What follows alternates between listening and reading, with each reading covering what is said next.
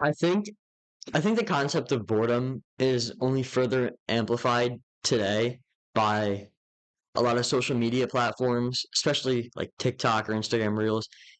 If you go on your phone, it's constant stimulation. Like you're constantly getting new information. You're seeing things that like trigger some dopamine in your brain that like you're always just you're you're always being stimulated, and boredom comes out of that because the second you take that away, your brain's like, what happened? Like, why am I not, why am I no longer seeing all these colors and hearing all these sounds that I just saw? Um, and like, like that makes people really uncomfortable. And I'm a victim of this too. When things aren't happening all the time, people get bored and they get uncomfortable. And to me, if you can't be at peace by yourself in your own head, then I don't think you'll ever truly be able to be at peace. You may be able to like distract yourself with things like your phone and social media, but at the end of the day, when that all goes away, like you're not really gonna be able to be complacent with yourself. How would you say you found that internal peace, right? I think it's for someone who's like not so happy with himself and he feels a need to always be stimulated, whether it be scrolling on TikTok or spending time with people just for the sake of it, because he can't sit by himself for like 5 minutes. Would you say you've kind of developed that inner peace over time, or how have you found ways to access that side?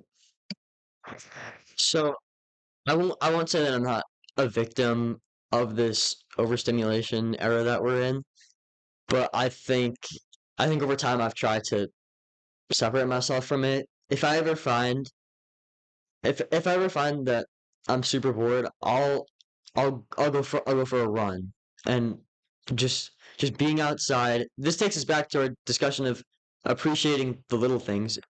If if you go outside and you're like ignoring it and you're like, oh, when can I go back home and get back on my phone? Then yeah, you're gonna be bored, and that's gonna be like you're gonna develop the mindset like, oh, I'm just gonna stay inside.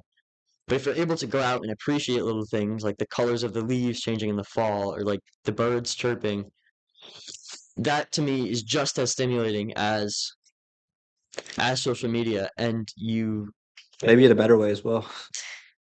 yeah, because it definitely is better because online a lot of it is like useless information that that you're gonna forget in 15 seconds. But if I go outside and I go for a walk or a run or walk my dog, like these things stick with me throughout the day. They change even if it's only for a day, they change my mindset. They they calm me. They make me feel like I was productive. Like if I sit on my phone all day, I get guilty because like, oh my God, I didn't do anything today.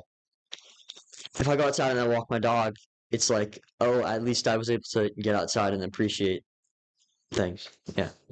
Just appreciate just being like being alive, right? Well, have you tried like lowering your screen time at all, like over the years, or I have where I replace it with is music. So like I'm still using my phone, but I think even if it's just taking away the visual aspect of it and replacing it with art, music, um, I think it's I think it's I don't know how to put it into words, but to me it further amplifies those your appreciation. I love listening to music. Like on my phone, I'll like 5 hours a day on Spotify just from listening to music, and I don't really count that as being on my phone because I'm not. But again, like if I'm outside on a run, listening to music and trying to find music that matches my mood, or finding music that is in a mood that I want to be in, it'll help me get there, and then I can more easily appreciate the things around me and just be at peace with myself. so when you mention music, do you feel like it's been a direct like when you say that it's helped you with like the screen time thing, right? Would you say that instead of when you have the desire to kind of scroll or go on Instagram or some shit, then you kind of replace that with the music piece that I'm just gonna listen to music right now, or like is that kind of directly correlated or was this kind of separate, would you say? There was a moment in my head where I wanted to go on TikTok, and I was like, I've been on TikTok a lot today. What if instead I go do something else? I go do a chore, I clean my room, and I listen to music because because because I've been and a lot of people have been on their phones for such a long time that like going cold turkey would be hard. Just like completely separating from your phone. Like I have my phone on me 24/7. Everyone has their phone on them 24/7. But being able to replace it with music is almost like a gradual shift. And to me, there's some negatives of just listening to music because you can get other things done. You can do chores, you can get your homework done, you can clean your room, you can walk your dog, you can go out and just do things with music. But with TikTok and other apps like that, like you don't really do anything else. You just get sucked in, and a lot of times I'll open up the app if I'm just like if there's just like a break in my day, and I'll only intend to be on it for 5 minutes, and then I'll look at the clock, and it'll have been like an hour, and then I'm like, I didn't do anything today. Like I just wasted so much time, and I'll never get that back, and I don't even remember anything I watched.